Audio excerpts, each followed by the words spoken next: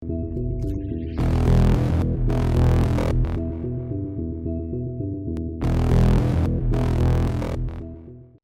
Viewers, welcome to Tamil Mojo. World war 1 முதலாம் உலகப் போர் 1914 ஐரோப்பியாவின் மாபெரும் சக்திகள் இரண்டு பாகங்களாக பிரிந்தது. தி ட்ரிபிள் என்டென்ட் எனப்படும் பிரான்ஸ், பிரிட்டன் மற்றும் ரஷ்யா ஒருங்கிணைந்து ஐரோப்பியாவின் புது வலிமை மற்றும் சக்தி பெற்ற ஜெர்மனியின் மேல் பயமும் சந்தேகமும் கொண்டது.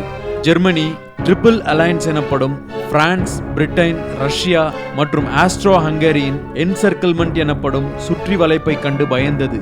ஆஸ்ட்ரோ ஹங்கேரி ஃப்ரெஜைல் எம்பையர் எனப்படும் ஃப்ரெஜைல் அரசாங்கத்திடம் ஒன்றியிருந்தது. இத்தாலி பிரெஞ்சு அரசாங்கத்தின் செலவுகளில் இருந்து மானியம் எதிர்பார்த்திருந்தது. இதுதான் 1914 ஐரோப்பியாவின் நிலைமையாக இருந்தது. முதலாம் உலகப் போரின் முதல் தீப்பொறி June 28, 1914 arch duke France Ferdinand எனப்படும் ஆஸ்ட்ரோ ஹங்கேரியனின் வாரிசு 19 வயதுடைய ஸ்லாவ் தேசியவாதி கேவ்ரிலோ பிரின்சிபால் சரஜேவோ நகரத்தில் கொல்லப்படுகிறார். ஆஸ்ட்ரோ ஹங்கேரி அதன் நீண்ட கால எதிரியான செர்பியா தான் கொலையாளியை எய்தது என்று குற்றம் சாட்டுகிறது. பின் செர்பியாவிற்கு 23 ஜூலை அன்று இறுதி எச்சரிக்கையை தொடுக்கிறது. அதை செர்பியா புறக்கணிக்கிறது. ஆஸ்ட்ரோ ஹங்கேரி 28 ஜூலை அன்று போரை அறிவிக்கிறது.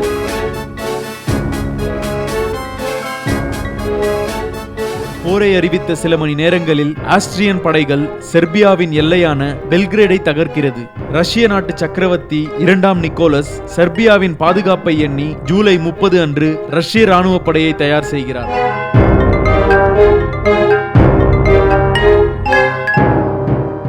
ஜெர்மன் பேரரசர் 2ஆம் வில்ஹம் ஆஸ்ட்ரோ ஹங்கேரிக்கு ஆதரவு தருவதாக வாக்குறுதி அளிக்கிறார்.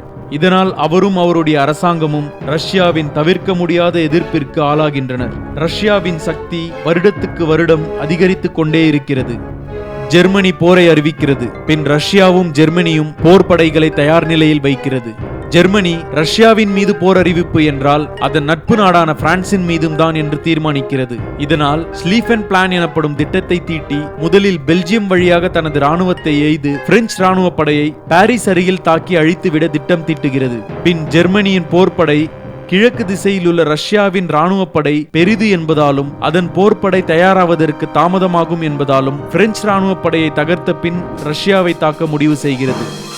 இந்த திட்டத்திற்கு ஜெர்மனி சூட்டிய பெயர்தான் ஸ்லீஃபன் பிளான். ஜெர்மனி பிரான்சின் மீதான போரை அறிவிக்கிறது. 6 மில்லியன் ஜெர்மன் ராணுவத்தினர் பிரான்சை நோக்கி படையெடுத்தனர். இத்தாலி போரில் நடுநிலை வகித்தது. யுனைடெட் ஸ்டேட்ஸ் ஆஃப் அமெரிக்காவும் தான் போரில் நடுநிலை வகிப்பதாக அறிவித்தது. ஜனாதிபதி வில்சனும் அமெரிக்க மக்களும் ஐரோப்பிய போரில் விருப்பம் தெரிவிக்கவில்லை. பிரிட்டன் பிரான்சின் நட்பு நாடு. முதலில் பிரிட்டன் ஜெர்மனிக்கு எதிரான போரில் பங்கேற்பது பற்றி தெளிவுபடுத்தவில்லை. ஆனால் தாங்கள் போரில் நடுநிலை வகிக்கிறோம் என்று கூறியும் ஜெர்மன் படைகள் பெல்ஜியமில் நுழைந்த போது லண்டனில் இருந்து பெர்லினிற்கு இறுதி எச்சரிக்கை கொடுக்கப்பட்டது. ஆனால் ஜெர்மன் அதை நிராகரித்ததால் பிரிட்டன் போரை அறிவித்தது. ஆகஸ்ட் 1914 உலகின் மாபெரும் போரின் தொடக்கம்.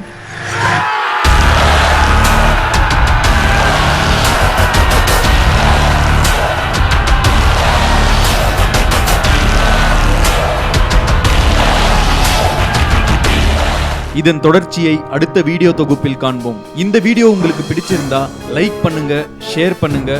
இது மாதிரி இன்னும் சுவாரஸ்யம் தரக்கூடிய தகவல்களை தெரிந்து கொள்ள தமிழ் மோஜோ சேனலை சப்ஸ்கிரைப் பண்ணுங்க.